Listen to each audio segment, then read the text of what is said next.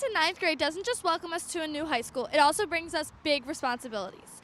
One of the biggest privileges we get is freedoms, whether it's staying out later on the weekends or picking your own lunch. The best freedom there is hitting that open road.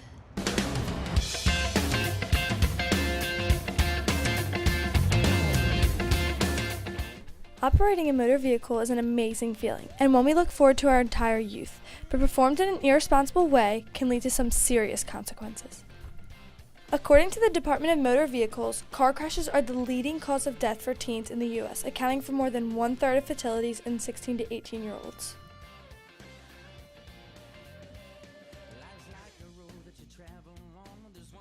Despite efforts aimed at increasing belt use in our age group, observed seatbelt use among teens and young adults is typically the lowest of any age group. In fatal motor vehicle crashes, the majority of teens continue to be unbuckled 58% of the time they drive in the car.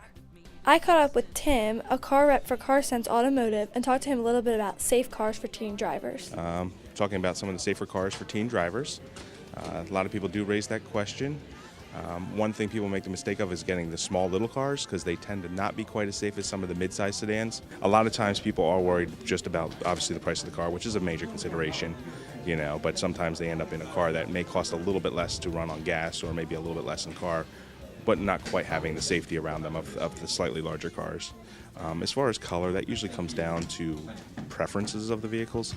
A lot of people will choose a sportier color if they want to drive more aggressively. Studies examining traditional car psychologically find blue is relaxing and red increases heart rate and blood pressure. I highly encourage new teen drivers to do their extensive research and make sure they pick the safest cars. I'm Christy Sergio for Red Alert.